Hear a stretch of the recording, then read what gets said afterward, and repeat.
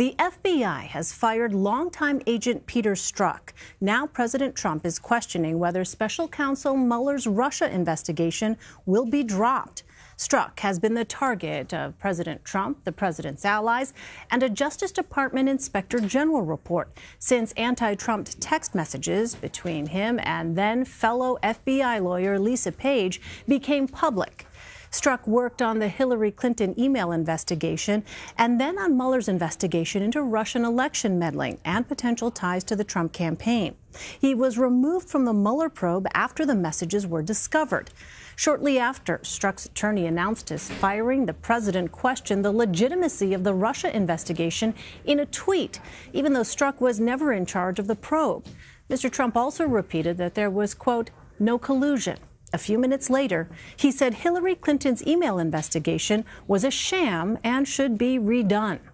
Joining me now is former FBI Assistant Director and CBS News security analyst Ron Hosko and CBS News Washington correspondent Paula Reid. Welcome to you both. Paula, let me start with you. President Trump often pointed to Peter Strzok as proof that the Mueller probe is biased, you said, against him. Now that he's been fired, how do you expect that will impact the Russia investigation moving forward? Well, I don't think it will impact the day-to-day operations of the Russia investigation. As you know, they currently have their first trial underway in Virginia. They continue to call witnesses before the grand jury. Peter Strzok's firing really doesn't have any impact on the day-to-day operations. But in terms of the perception of how certain people view any outcomes from this investigation, Peter Strzok has become the face, sort of a flashpoint of Republican criticism that there is bias within the FBI and the Justice Department, and those who argue that the Russia investigation is politically motivated. Well, Paula, the New York Times is reporting that President Trump's lawyer also said he had no conversation last year with James Comey, then FBI director, about ending the investigation into fired National Security Advisor Michael Flynn. Now, that contradicts a memo that Mr. Comey wrote at the time. How do you interpret those mixed signals?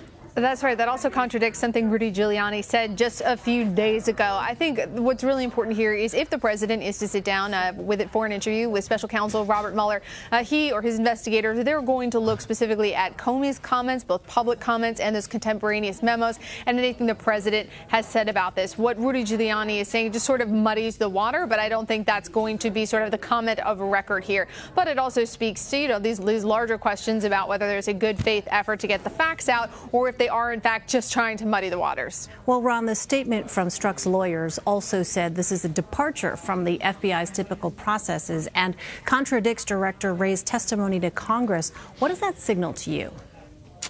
Well, look, his attorney has every right to object to Peter Strzok's firing and to try to build his case. One would think that after Strzok's, I think, 2 decades in the FBI, he would want to file some sort of civil case to try to get his job back or at least get full access to his pension. I don't know that it changes anything. The FBI does have a very well-defined process for internally processing disciplinary matters. I think by and large they followed it. It does go to the Assistant Director of the Office of Professional Responsibility. But I think from time to time there is an opportunity for the director or the deputy director to weigh in and change the course of events. Here it sounds like the deputy director did just that. Well, and Ron, House Freedom Caucus Chairman Mark Meadows said the firing was justified as Strzok, quote, tarnished the FBI's sterling reputation and severely damaged public trust in an institution where trust is paramount. What do you make of that? Well, I think Meadows is right on this point. The FBI and other DOJ entities use what's known as the Douglas factors. It's a number of factors. I think it's 8 or 10 factors that are addressed by senior leadership when they're talking about disciplining an official there. And one of those elements of the Douglas factors stood out to me, and that is what was the harm to the FBI's reputation. And if you weigh everything else 100% in favor of Peter Strzok, that harm to the FBI's reputation, to me, is incalculable. I think the deputy director heard that internal to the organization and outside of it, and I think that outweighed everything else. So I think Meadows is right. Paula, at the same time, Strzok's attorney said an independent review process determined he was originally supposed to get a 60-day suspension and demotion. Is there any indication as to why he was fired instead? Yes, I think because he has become this flashpoint, the face of Republican criticism and claims of bias within the Justice Department. As you and Ron just noted, I mean, anyone who wants to sort of criticize the FBI or question their credibility, the first words that come out of their mouth usually are Peter Strzok. And while his attorneys can argue that, yes, he has a First Amendment right to express his opinion in the context of a personal relationship on his personal time, the fact is that his conduct here, they're sending a message that it was unacceptable, but it has objectively, in the eyes of many, raised questions about the FBI's credibility, and that was enough for the number 2 at the FBI to step in and override this recommendation and say, no, you're fired. Well, finally, Paula, a GoFundMe page was set up for Strzok after this firing. What's the intent behind that page, and how unusual is that?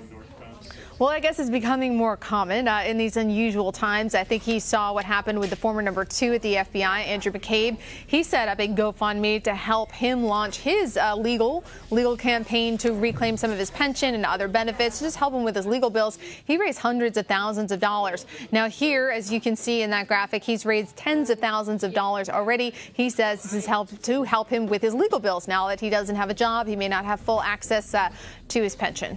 All right, Ron Hosko and Paula Reid in Washington for us. Thanks to you both. Sure.